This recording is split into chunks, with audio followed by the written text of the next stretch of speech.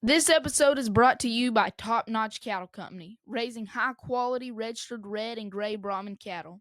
Contact Baxter Whitworth at 903-649-9155 or at bbwtopnotchcattle@gmail.com. I think some of these guys that go over medium well, it's like, what are we doing? Around 60 to 70% of ranchers' input cost is feed.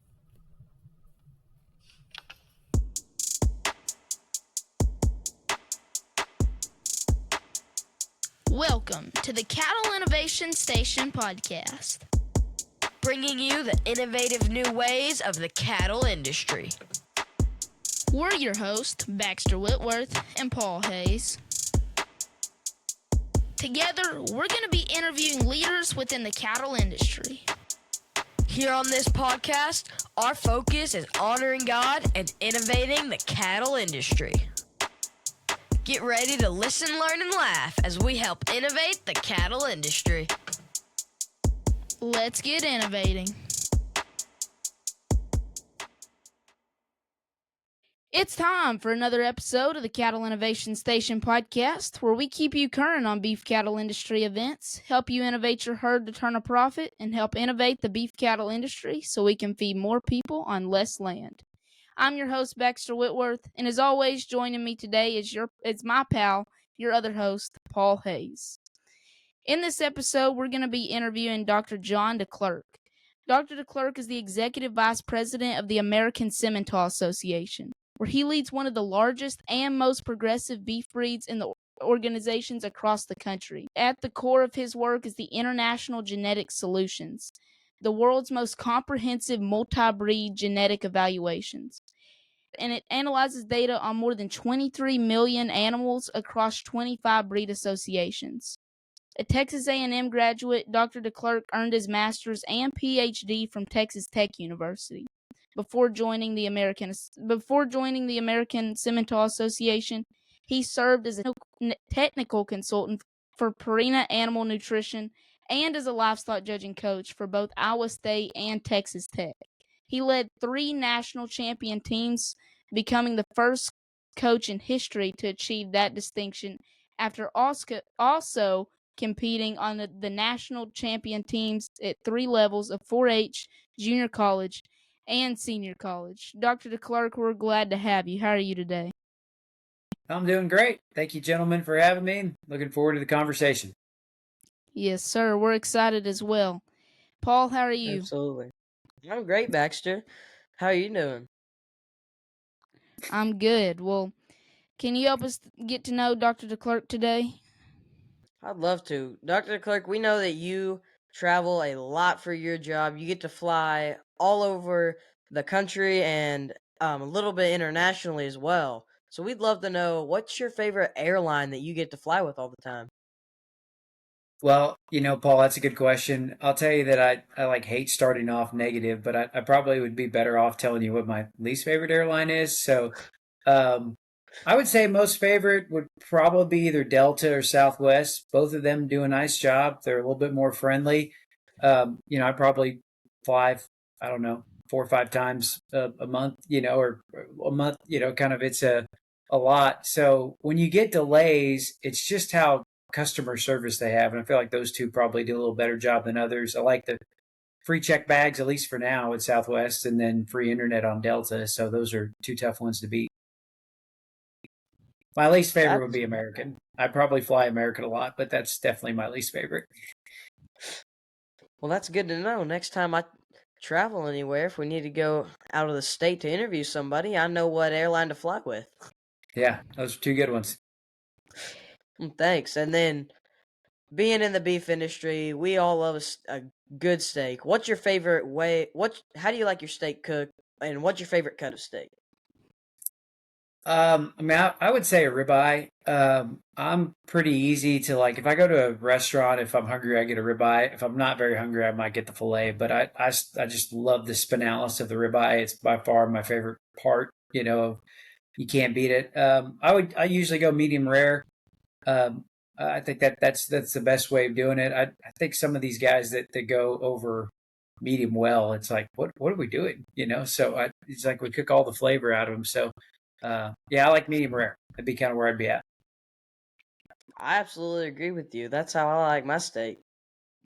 I've seen people say that they didn't raise cattle just for you to cook your steak well done so.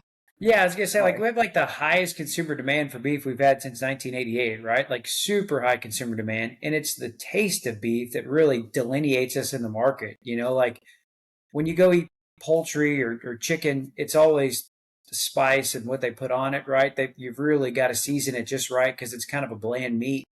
The great thing I'm sure we all would agree about a steak is like you hardly don't have to put anything on it. If you cook a steak right, it doesn't need anything to just have an incredible flavor. Now you can maybe accent a little bit of taste here and there with something you put on it, but that flavor is what separates us in the marketplace. So I'm right there with both you boys. It's like don't cook all of it out, right? If you want to do that, there's probably a cheaper protein source you can go get. I absolutely agree. My grandpa definitely follows that motto. He barely Mhm. even cooks his steak just to where it's healthy enough to eat. 145 degrees. Yes. Oh, so next we like to ask some questions that we just like to ask everyone just to help to get us to know you and just kind of see uh learn more about you. So, will you tell us some of the events that have happened in your life that have shaped you into who you are today? Yeah, so yeah, I'm such a lucky guy. And I hit my knees and talk to God every night. I have no idea how I've been fortunate enough to get to where I've been at. There's several things that really probably changed the trajectory of my life. I'd be very similar to you two. Like showing cattle really ignited my scientific curiosity. I grew up on a cow calf operation in Illinois. My dad, we ran commercial cows when I was a kid, and we started showing. And because if I got into showing, I wanted to learn how to breed better cattle. I wanted to learn how to feed them a lot better. I was a really bad at feeding show cattle. Probably made about every mistake in the book, and perhaps that's why I was so dogmatic and getting a PhD in nutrition because I wanted to right all the wrongs that I probably made when I was growing up. But that opened a lot of doors for me and to get into livestock judging, which gave me the chance to get to go to college for free and on scholarships. And I grew up in a small town in Western Illinois and got a chance to do a lot of different things. I would say that the thing that really probably elevated me even and more was I got a chance to do my undergrad at A&M and was very fortunate there. But Dr. Ryan Rathman and getting to go to Texas Tech and just to get him as a mentor, um, is difficult to overstate.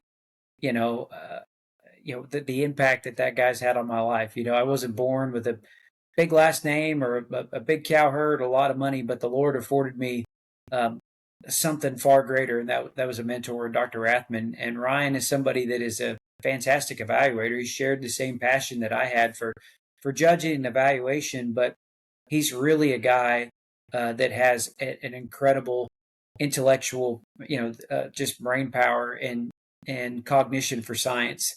And sometimes when you're growing up, it's just the cool thing to do is to try to win a show or to be in that in crowd. And when I got to go to Texas Tech and get to learn under Ryan, he really changed the trajectory of my life away from um, you know still livestock judging was neat and selection and those traits were something that I enjoyed, but was able to kind of foster a path more towards let's take some of the scientific principles that we're learning and use it in selection and what can we do to propel the actual beef industry forward. So I would say those two things probably had as big of an impact on my life as anything: showing cattle and getting an opportunity to be mentored by Dr. Athman. That's an awesome story, and I believe that when we're given opportunities like that, it's just great to be able to take it and run with it and build on it, and like you have, and I'm sure that's why you've gotten to where you are. It's because you've taken those and just took them as learning experiences and kept going. Like you were talking about making almost every mistake in the book on feeding show cattle and being being mad, and that's how you learned how to do stuff. I think that a passion that drives me especially is when you're mad about not being able to do something right, it just makes you have a fire lit in you to keep digging and learn how to do it right. And I think that's awesome. Yeah, I think that's the cool thing about the show ring and livestock judging both is that it can foster competitiveness, right? And that competitive drive, if individuals use it correctly, right, can be used to propel success in other facets, right? I took that same competitiveness to what I did in the course, in the classroom and on my coursework, and I was fortunate enough to get a PhD and have some opportunities to continue to excel. And I did the same thing when I was a nutritionist, and that kind of just approach to wanting to be the absolute best and kind of always pushing myself to be successful, just like you're doing, Paul.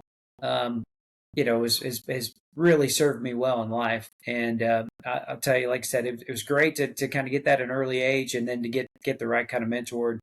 Dr. Ryan, who is a confidant of mine, and Dr. Athman's a guy that like when I was applying or the Simmental job came open, I thought there's honestly almost didn't apply. I didn't think that I never worked for a breed association before. It's like, why are they going to let me run this breed association? I'm not a geneticist. Why are they going to let me run the largest genetic evaluation in the world? And, they always say that Satan is the accuser, that voice in your head that says you're not good enough. That's coming from down below. It's definitely not coming from up above. And when I thought I probably wouldn't even throw my hat in the ring because I didn't want to make Farina mad, it was Dr. Ryan Rathman convinced me to bet on myself and to bet on myself. And I'm really glad I did. That's amazing.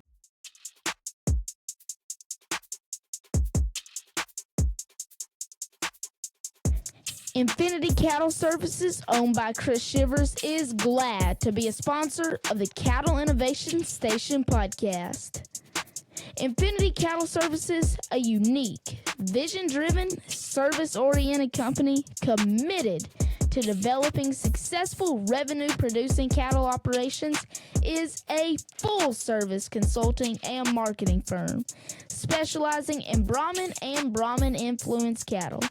Contact them today to learn more about how they can assist you with locating cattle, cattle mating, sale management, marketing, communications, record keeping, data submission, and a wide array of other services.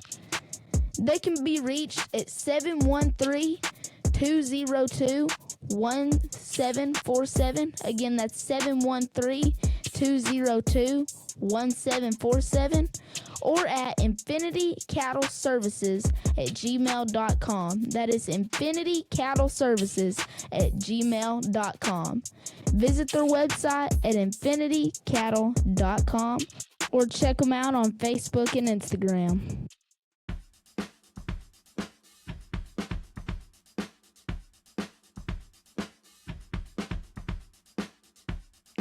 Have you been looking for a place to buy top quality AI sire semen or collect a bull of your own?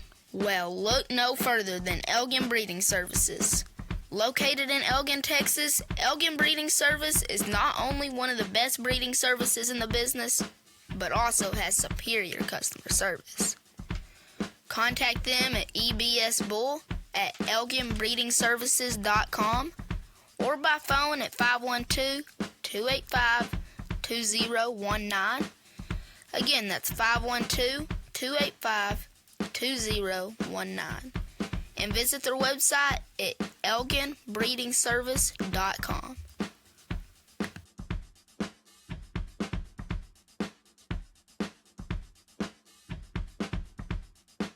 You've talked a ton about judging livestock and raising livestock, and then when you've coached at Tech, leading it in its only undefeated season ever. That's correct, right? Yeah, so I judged at A&M, and my judging team at A&M was the only undefeated team ever to win the national championship. At Then I A&M, coached gotcha. 3 national champion teams there at Tech. Yep. Mm-hmm. Well, that's amazing. So, coming from an expert like you who has great success in that, what selection traits do you think are the most important in selecting beef cattle, and why? Yeah, so I think lots of times, that's a highly subjective question in terms of like what's going to win in the show ring, right? But there are some traits that are everlasting that never go out of style, and that would be just functionality, practicality, the combination of structure and body and just the ability to thrive out in a forage-based environment. I think the idea should be that look and balance are highly subjective, right? We could open up a page to the Showtimes and look at a group of champions, and there'd be 10 cattle in there, and I might walk through 20 people and say, what's your favorite animal? And I might get 9 different answers of what the best looking animal from the side is. And that's why there's multiple different pickups, or some people that think a Dodge is the best looking pickup. Some people think it's the Ford. It's not like we have different eyes. It's not like I look at that red Ford and see a red Ford, and you look at it and see a red Dodge, right? I mean, we're seeing the same exact thing. It's just to our eye, there are certain traits that are more appealing. So look to me subjective. I think lots of times when you go in the show ring, you have to understand that. But the traits that really matter, the traits that are really going to set together a fundamental breeding program are structure and practicality, cattle that can survive in a limited, kind of in a forage-based environment and thrive. And the idea to me should be that everybody can agree on that, right? Now, once we make them practical and sound, do we want to make them real stout, or do we want to make them super long necked, or just overly sappy bellied? That kind of comes down to personal preference. But the fundamental building blocks of any breeding cattle program is going to be structure. And what I think is so nice about what we have in the cattle business, maybe relative to our friends in the sheep and the goats and the hog world, is that there are still people that are judging steer shows and cattle shows that make a living selling commercial bulls. And so, not saying that Kevin Jensen doesn't like him, great looking, but Kevin Jensen's also being informed by, hey, if I raised a bunch of bulls that look like that steer, I'm going out of business. Like, they don't work in the real world. Those aren't the kind that thrive in production. And I think that blend of academics, folks that are running breed associations, that judge shows, and commercial cattlemen getting an opportunity to step out in the middle of the ring kind of keeps us a little bit more centered and balanced. Sometimes where you look at some of the other species maybe that take awesome silhouettes in the pictures, and they are really extreme in some areas, but they've lost some of that production sense, right? They're maybe not as practical just out in the real world setting. They've done that because they've divorced themselves from maybe the production and the commercial side of the industry. Absolutely. I really love what you touched on right there, Than, how judges are looking, especially in the cattle industry, how some judges are looking for the cattle to be practical. I really think that that's just an awesome thing to look for, because when I look at cattle, at least, I have my own operation of registered Brahman cattle, and when I'm showing them, when I'm out there competing, and when I'm raising them up and picking which ones I'm going to show or not, I'm saying, well, which one am I going to use after the show ring? Not which one's going to probably win the most in the show ring because it has the prettiest front, but which one is the soundest? Which one has the best structure that's going to last me the longest? And which one's going to produce me the most calves? And I really think that that's just an awesome thing that judges can look for, because when we look for that, that really, like you said, centers us back towards picking the cattle that are going to help us in the actual operation of raising cattle. Yeah, absolutely. Reproduction is the trait that has the most economic importance at a commercial cow-calf operation. And we've got a little under 28 million beef cows in the country, and the number one thing that's going to affect every one of those commercial producers is how many live calves they get on the ground. I'd much rather, if I had 100 cows, sell 95 calves that wean off at 450 than 60 calves that wean off at 550, right? Because I still got more Absolutely. total pounds of weaning weight when I get more live calves. And so naturally, you talked about it, Paul. That's why when we look at genetic evaluations, like the trait that really kind of surfaces, like in our all-purpose index and a lot of these maternal indices, are stayability, which is the likelihood that a cow remains in production for 6 years. Cattle Facts kind of tells us that a cow has got to have 4.5 calves before she breaks even. So that initial development cost and not selling her as a feeder heifer, which she's worth a lot of money this year, kind of run her on grass for a year where she doesn't have calves, like, you sink a lot of development costs into her. So it takes 4.5 calves on average for you to break even on her. She's got to get, to year 6 to 5th calf before I start to make a profit. And so having the structure and the practicality to where she is more likely to breed back is really important. Now we all know it's impossible to look at a heifer and just tell like she's fertile. I don't have X-ray vision. I can't like look into her and see what her ovaries and her, is doing, her hypothalamus and her pituitary gland, and if we're going to be, stimulating hormones at the right time. But I can look at that heifer's practicality and figure out, like, is she one that structurally and practically speaking should be able to hold up on grass? Absolutely. And one of the reasons, I know we're going to talk about this later, the benefits of the Simbra industry, because you're in the Simmental and we're in the Brahmins. One of the biggest things I love about Brahmins is their longevity. Brahmins, I think, live maybe 2 or 3 years longer than I'm not exactly sure on that statistic, but I'm pretty sure Brahmins live maybe 2 or 3 years longer than the average animal, the average cattle, and that'll get you 2-3 more 2-3 more calves on the ground that you can continue to profit off of.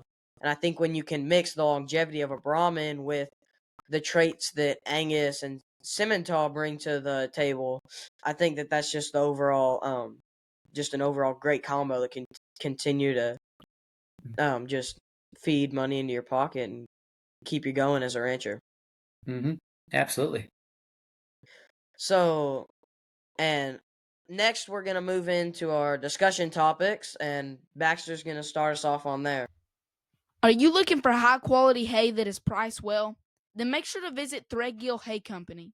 They have fertilized horse jigs and Tifton 85. They carry square bales and round bales. Their square bales are $8 a bale, and their 4x6 round bales are $50 per roll. That's a nice price and good quality. They're located outside of Mount Enterprise, Texas, and they will gladly give you more details when you contact them. Speaking of contacting them, you can reach out by texting Sawyer Poole at 903-646-4741 or Ronald Threadgill at 903-235-2011.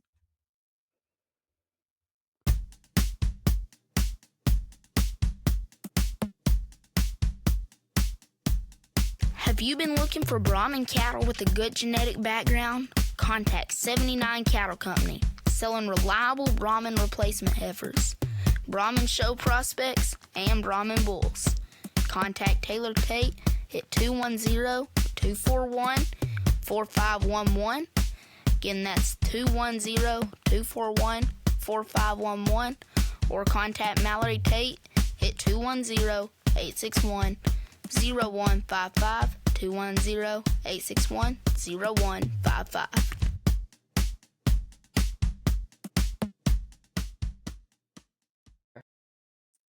All right. Well, to start us off, you have a PhD in nutrition, and we are infinitely curious about nutrition because, around 60 to 70% of ranchers' input cost is feed. And so any way we can lower that is always going to be helpful to your bottom line. So the first thing we want to know is, why is feed efficiency even important to begin with? I know I kind of mentioned something right there, but other than that, why is feed efficiency important?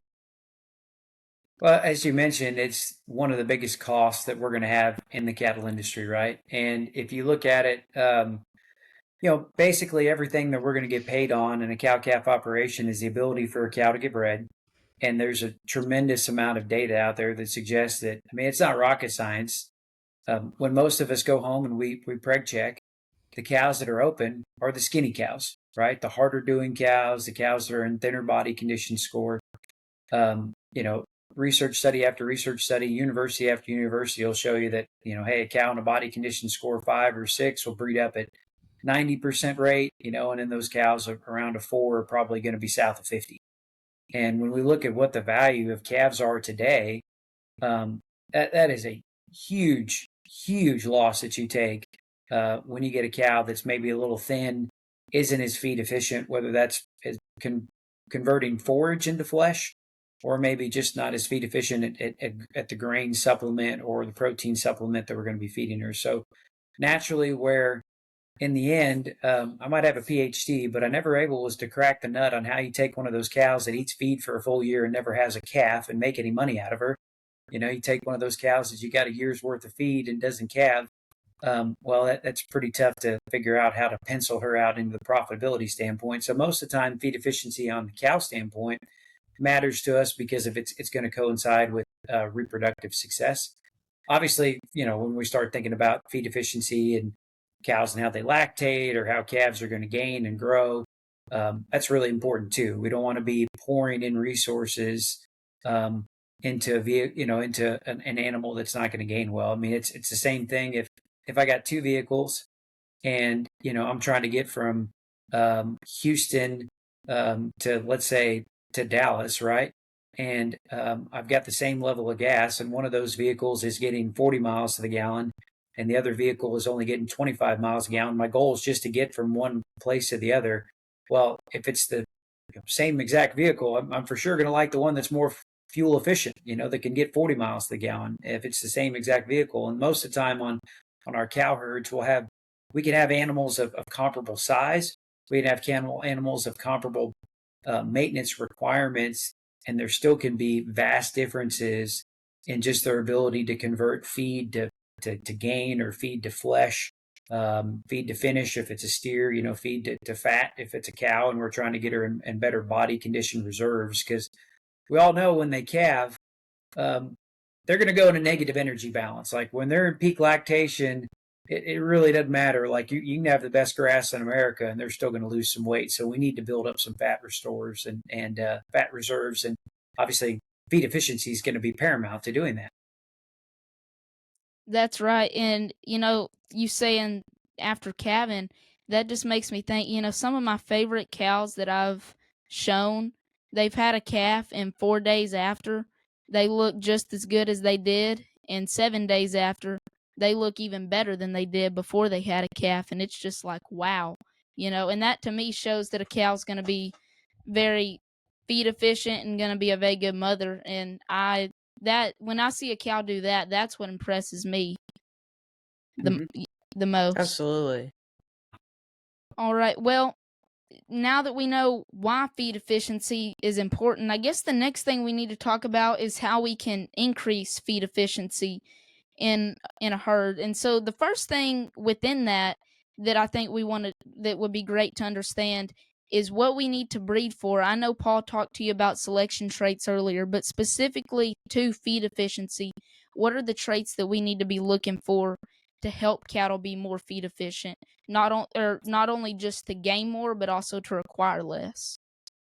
Well, so that's a good question. And I'll tell you that a lot of our feed efficiency traits that we have from an EPD standpoint are solely formulated on cattle, how they gain on grain. Okay, so if you think about it from just a sheer mechanic standpoint, myself as a nutritionist, as a scientist, it's a lot easier for me to figure out how feed efficient an animal is when I'm controlling what they eat.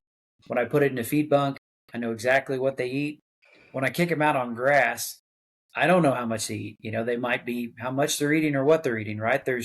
Most of our pastures are not a monoculture. There's hundreds or, all sorts of different species of grass out there, and cattle are no different than you and I. Baxter, if you and I went to pizza buffet, all right, and we went up there and we sat back down, I doubt our plates are going to look the exact same. I'll bet you're going to have a couple different types of pizza on there than what I have. Maybe, you've got to want a little bit of everything, and maybe I kind of went all pepperoni and just one or two other, right? And so cows, when we turn them out on grass, so much of maybe what we anticipate to be feed efficiency is actually selectivity. The cows that we think are more feed efficient are just better at selecting the more nutritionally dense grass. And, I know when we think about environmental differences, there's some different things that happen in that regard. Sometimes cows that grow up in an area, their gut is just programmed to develop that or to digest that grass because they've ate that kind of grass their entire life. Their mothers ate that grass when those cows were in utero. When they were calves, they ate that grass. So their gut is kind of programmed to digest that. but then also they've been there long enough to kind of know that that's the good grass. Go ahead and eat it. And you always hear ranchers talk about during drought, they go buy cows from different parts of the country and bring them in to their place. There can be all sorts of grass out there for those cows to eat, and they still might lose weight for a while because their gut's not set up to digest that grass. And sometimes they don't know the difference between the weeds and the good grass anyway. So it almost takes them a year or two to figure that out. So most of our feed efficiency, EPDs and genetics and anything that we're going to be looking at is going to be tailored towards how do cattle gain on feed. Because if that feed is in a bunk, I can measure how much they're eating every day. For me as a scientist, I can take samples of that feed and I know exactly how much calories in there, how much protein, how much vitamins, how much minerals. So I've got a really good idea to know how those cattle are going to gain and what their feed efficiency is. So there is a lot of breed association data out there that talks about mostly like residual average daily gain or residual feed intake. And that is basically, how much better or worse than you are than, what the average animal is. Like we are calculating what your average daily gain is. We're calculating what your feed to gain efficiency should be based on the diet and how much you ate. And this EPD is going to going to basically project which animals are more or less feed efficient. Now, what I'll tell you, Baxter, is one thing to keep in mind. I feel like anytime we breed cattle, there's always several, there's no easy free lunch, right? There's always, if you select a lot for one thing, there's going to be a counterbalance there, right? If I want nothing but muscle, I'm probably going to breed a little marbling out of them, because when I take that, 14-inch ribeye and stretch it out to an 18-inch ribeye, all of a sudden there looks like there's less marbling, right? Think about a chocolate chip cookie. If that cookie's this big around and there's 10 chips in there, I'm like, boy, there's a lot of chips.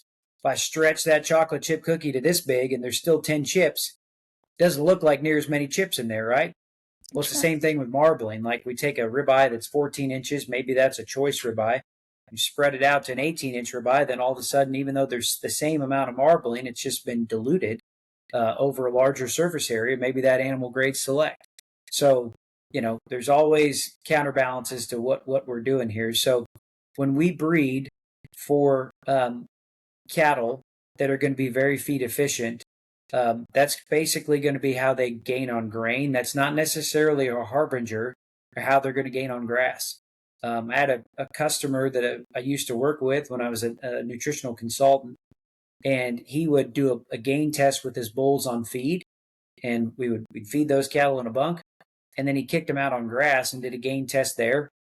And the great thing about the grass, it was an irrigated pasture, and it was a monoculture. He planted it, so there was no difference in selectivity. Every bull out there was eating the same level of grass, and it was wild how some of the cattle that did the best on grain might have done as poor as anything on grass, and vice versa. Now, most of the time there was a pretty good overlap, but there was quite a few cattle that would really re-rank in some of that regard. So that's something to keep in mind. I think sometimes ranchers will get frustrated when they're like, man, I bought this bull and he was on a C-lock or he was on a grow safe system and they got dry matter intake records, and I'm looking at his indexes here. I'm looking at what his feed efficiency records are.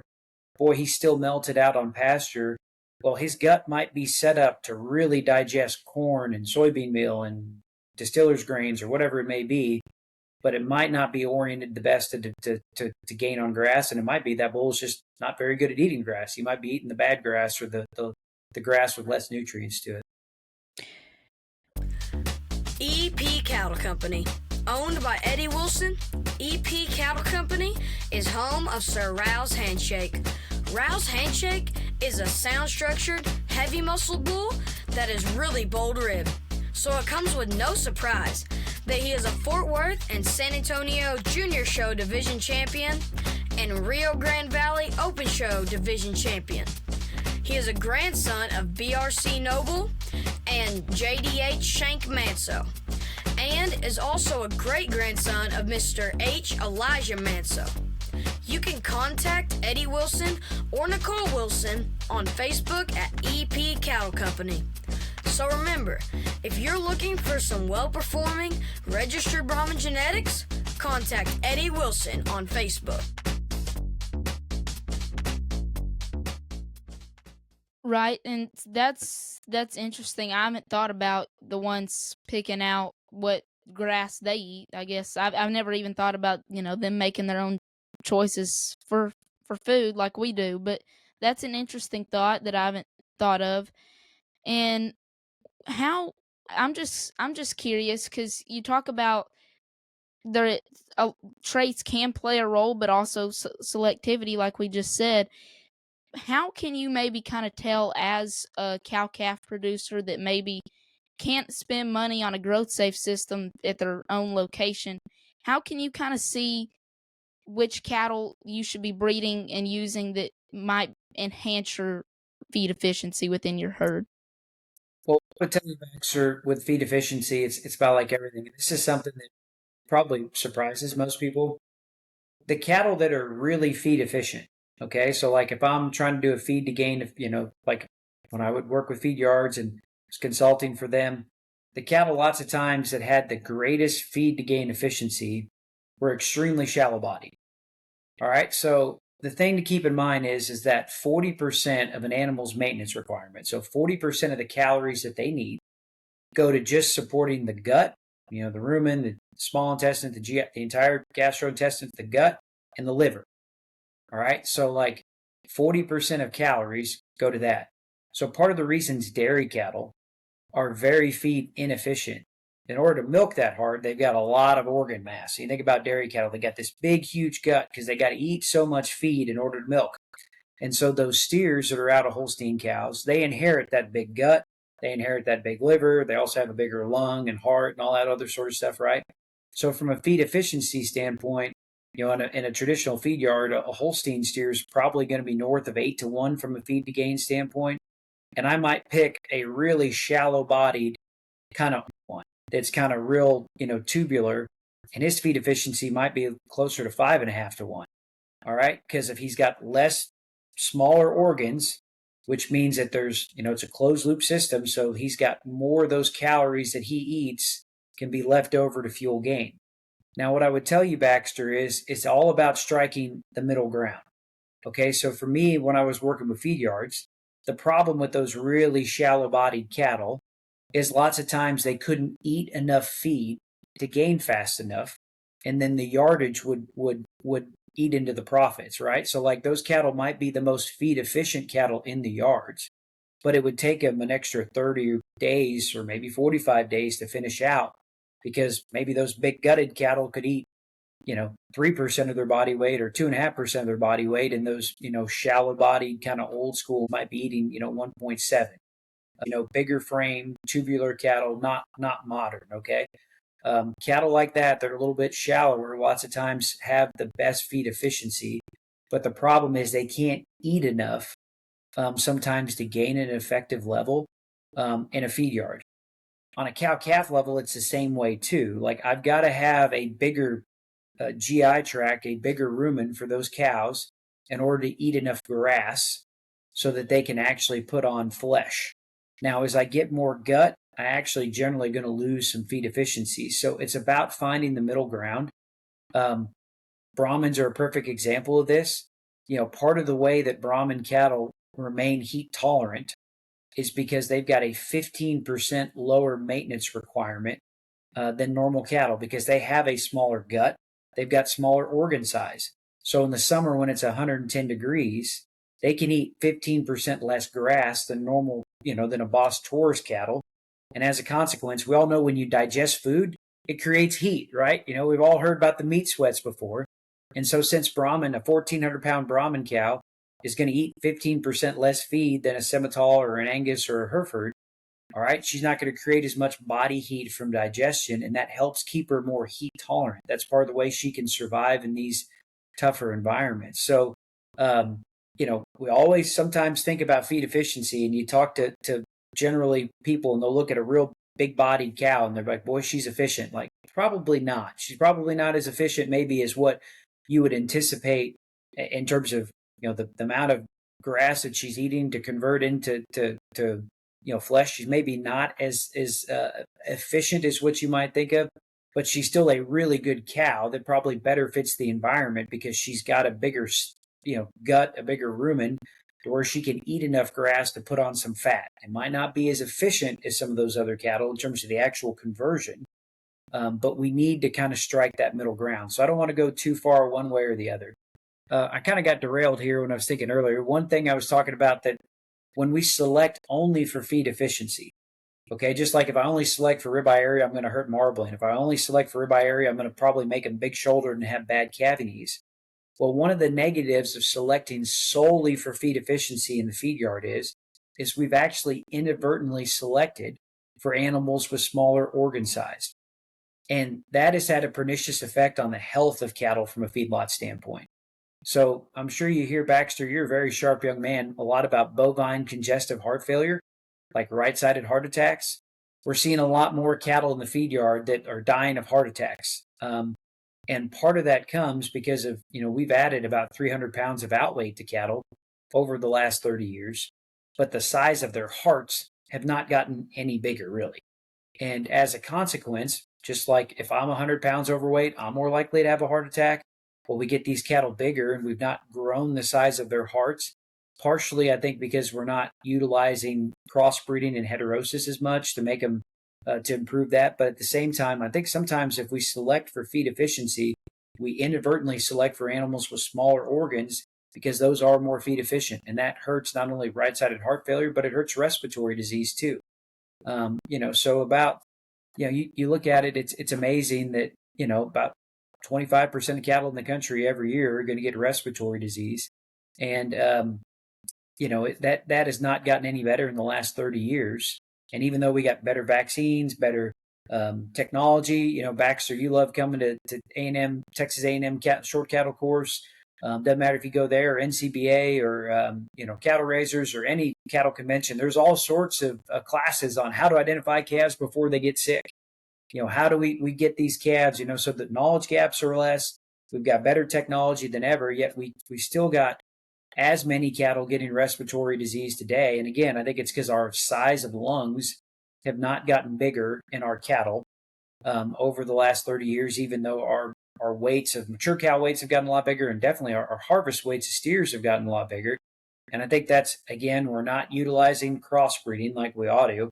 And then by selecting maybe for feed efficiency, maybe a little bit too much in some cases, we're actually inadvertently selecting for animals with smaller lungs, smaller hearts that are going to be more prone to respiratory disease, sickness, and then, potentially heart failure as we extend days on feed.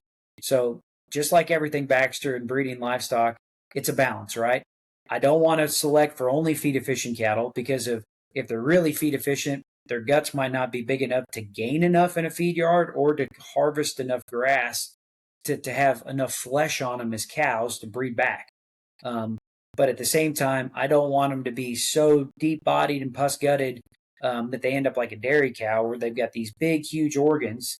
And then, it takes me just way more feed to keep them in the right kind of condition. So a balance of both is actually where we want to be at. That's interesting, and we're not done on this topic. We're going to return in December with more with Dr. DeClerck, but I think that's we need to wrap it up for this episode. So, Dr. DeClerck, thank you for joining us, and make sure you like this episode and share it with somebody so that they can learn the knowledge you have also. Until next time, keep innovating the cattle industry. Signing off.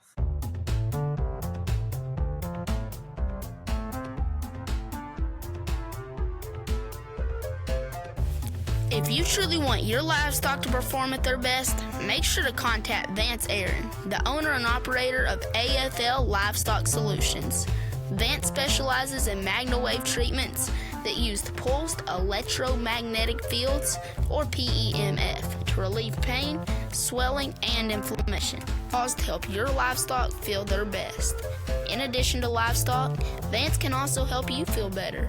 His treatment works great on sore muscles and joints, along with other mobility issues. His treatments are FDA approved to treat migraines. Aaron Family Livestock Solutions has helped many exhibitors make it to the backdrop with their proven MagnaWave treatments. Don't miss your next backdrop picture. Give Vance a call at 903-720-3184. Again, that's 903-720-3184. or find them on Facebook at AFL Livestock Solutions.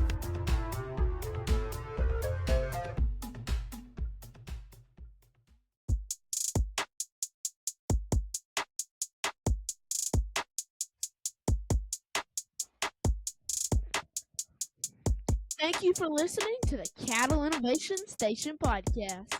We hope you enjoyed the show. We're your hosts, Baxter Whitworth. And Paul Hayes. Remember our key verse, Proverbs 16:3. Commit to the Lord whatever you do, and He will establish your plans. Thank you for listening.